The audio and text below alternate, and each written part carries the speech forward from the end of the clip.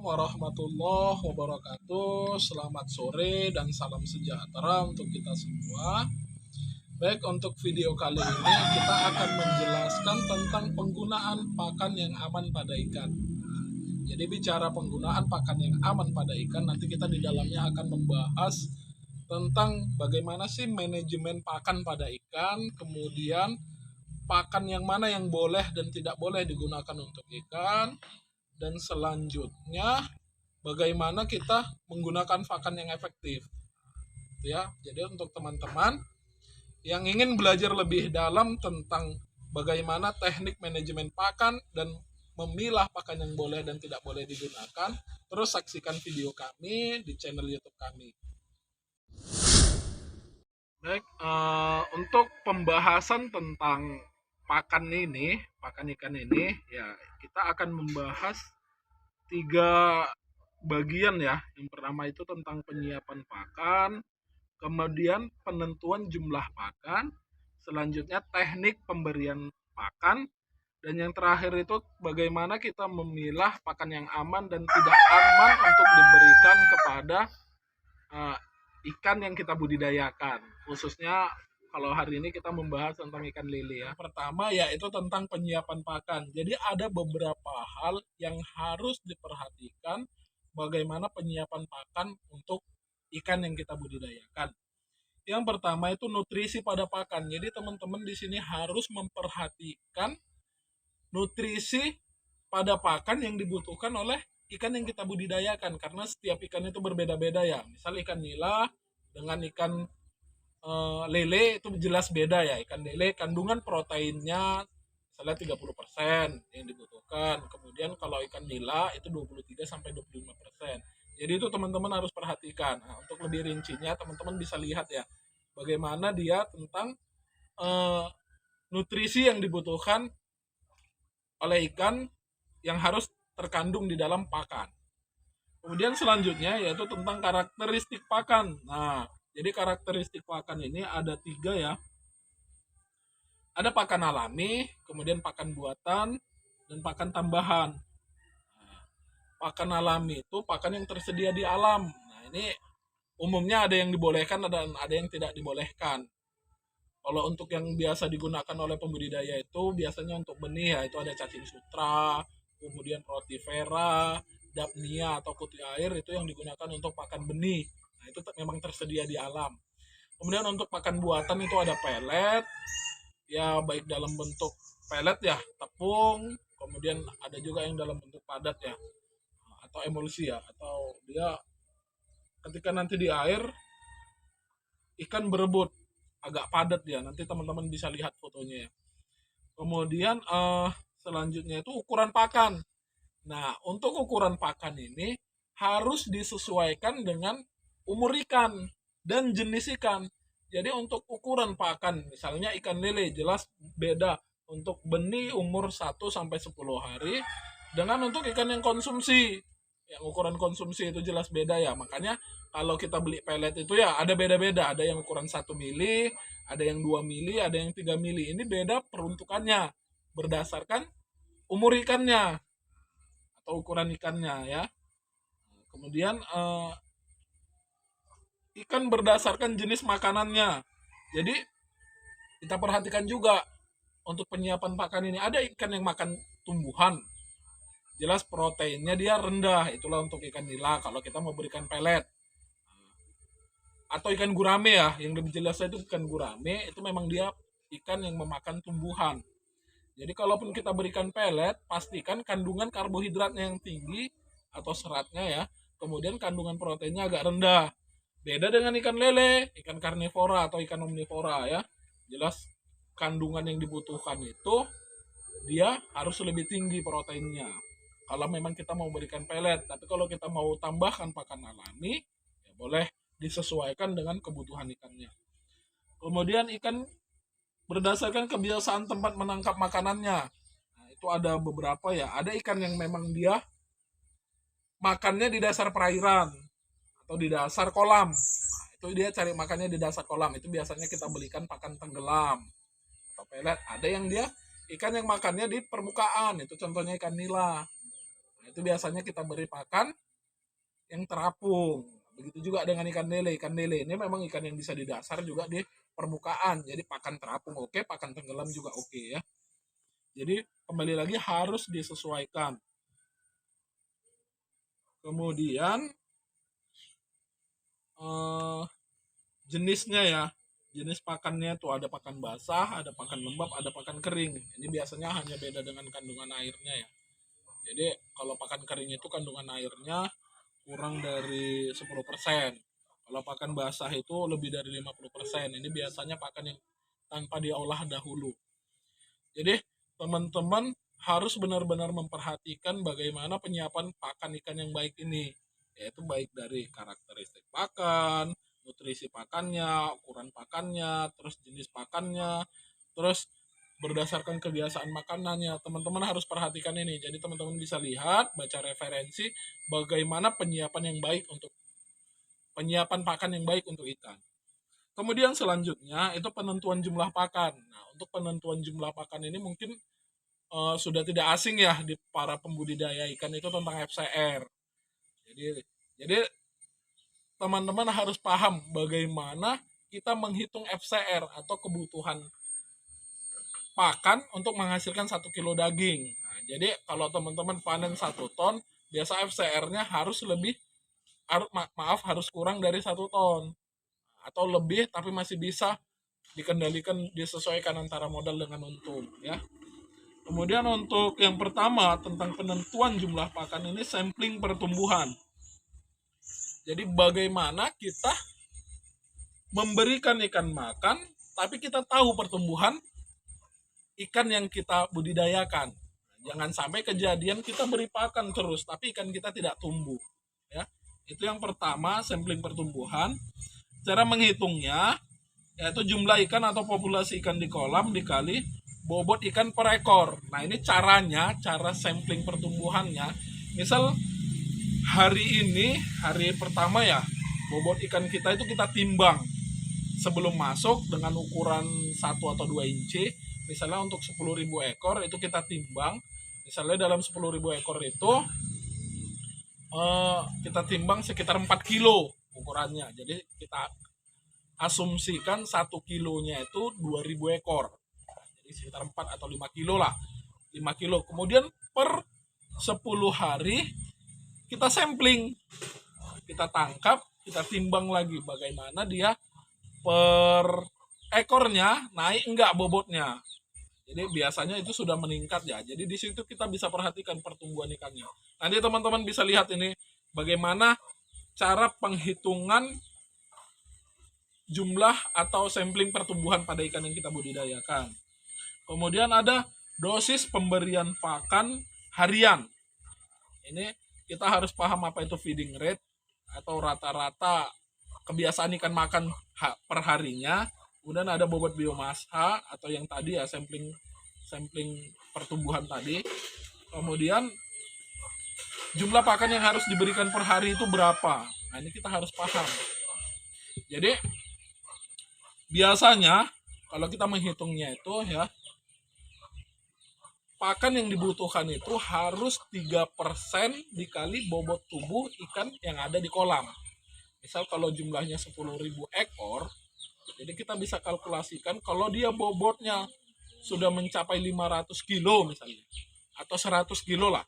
Bobot ikan kita anggap ini 100 kilo, berarti 3%-nya pakan per harinya itu yaitu 3 kilo. Nah, 3% dari 100 kilo, jadi pakan hariannya itu 3 kilo. Terus bagaimana teknik memberikannya? Kita perhatikan feeding rate-nya atau kebiasaan rata-rata makan ikan tadi. Kalau memang ikannya satu hari kita beri pakan 3 kali, kita bagilah si 3 kilo ini tadi menjadi 3 kali. Misalnya pagi 1 kilo, siang 1 kilo, sore 1 kilo. Kalau kita berikan pakannya 2 kali, kita bagi 2. Pagi 1,5 kilo, sore 1,5 kilo. Nah, gitu ya teman-temannya, itulah untuk feeding rate. Nanti bisa lihat tabelnya. Ini saya lampirkan ya, bisa lihat. Kemudian ada FCR. Nah, FCR ini tadi yaitu kebutuhan pakan yang dibutuhkan ikan untuk menghasilkan 1 kilo daging ikan. Jadi kita harus bisa pastikan kalau kita pelihara ikan itu untung. Makanya kita harus paham FCR. Misalnya kita memelihara 10.000 ekor ikan, panen yang kita hasilkan 1 ton atau 1.000 kilo. Nah, pakan yang habis itu ternyata 900 kilo, berarti FCR-nya 0,9 kilo. Jadi FCR itu ya jumlah pakan yang diberikan selama pemeliharaan dibagi bobot total ikan dikurang bobot awal, bobot total di panen dikurang bobot awal. Misalnya bobot awal kita masukkan itu tadi 5 kilo, panen kita dapat 905 kilo, kemudian pakan kita habis 1 ton, nah berarti FCR-nya 0,9. Begitu ya, nanti lihat yang saya lampirkan. Selanjutnya itu teknik pemberian pakan. Nah, untuk teknik pemberian pakan ini kita harus memperhatikan yang pertama bagaimana kebiasaan ikan itu makan. Ya, tadi seperti dijelaskan di awal, ada ikan yang di permukaan, ada ikan yang di dasar. Kita harus memperhatikan itu. Kemudian jadwal pemberian pakan. Jadi kalau bisa konsisten untuk jadwal pemberian pakan ini. Ketika dia jadwal pemberian pakannya jam 9 pagi dan jam 3 sore, kita harus konsisten setiap harinya jam segitu. Jangan berubah-ubah karena itu akan mengganggu proses metabolisme ikan dalam mencerna pakan tadi.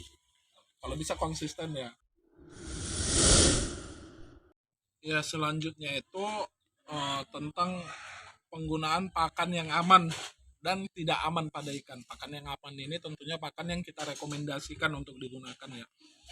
Yang pertama itu yang harus kita perhatikan adalah nutrisi pakan sesuai dengan kebutuhan ikan yang kita budidayakan. Itu seperti yang dijelaskan sebelumnya. Kemudian karakteristik pakan harus sesuai dengan kebutuhan ikan yang dibudidayakan. Ketiga, ukuran pakan harus sesuai dengan bukaan mulut ikan yang dibudidayakan. Ini ada beberapa jenis pakan yang aman yang untuk digunakan pada ikan, baik pakan buatan, pakan alami, kemudian pakan tambahan. Nah, ini bisa dilihat ya, ada kalau di pakan alami itu rotifera, artemia, kemudian cacing sutra. Kemudian pakan buatan itu ada pelet, kemudian pasta atau tepung. Kemudian pakan tambahan itu ada keong mas ya, kemudian maggot, dan selanjutnya itu ada tanaman ajola ya. Kemudian pakan tidak aman atau pakan yang tidak direkomendasikan untuk digunakan itu ada beberapa ya. Kalau di sini yang saya akan paparkan dalam video ini ada 8 ya. 8 jenis pakan yang tidak aman untuk digunakan oleh pembudidaya ikan, khususnya ikan lele. Yang pertama itu ikan runca.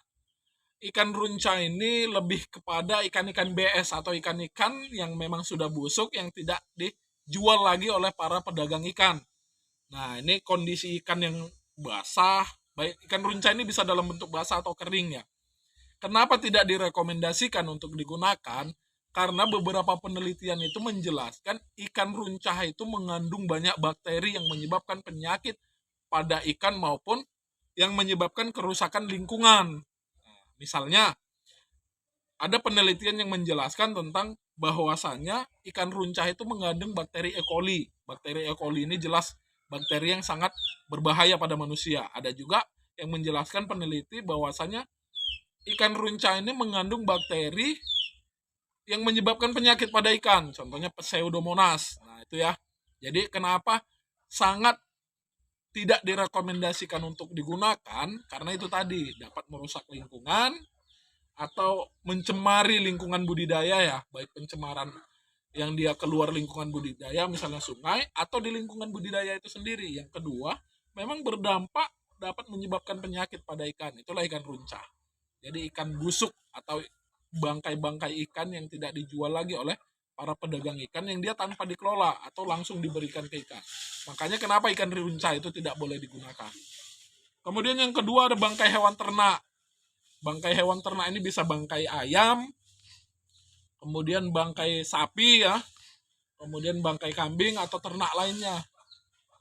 Jadi bangkai ikan ini tadi, bangkai hewan ini tadi kenapa dia tidak direkomendasikan untuk digunakan sebagai pakan pada ikan budidaya? Karena memang kembali lagi mengandung bakteri-bakteri yang dapat menyebabkan penyakit pada ikan maupun konsumen ikan, kemudian pada lingkungan, menyebabkan pencemaran pada lingkungan. Yang selanjutnya itu telur ayam yang busuk. Nah, telur ayam yang busuk itu juga tidak dibolehkan atau tidak direkomendasikan untuk digunakan sebagai pakan.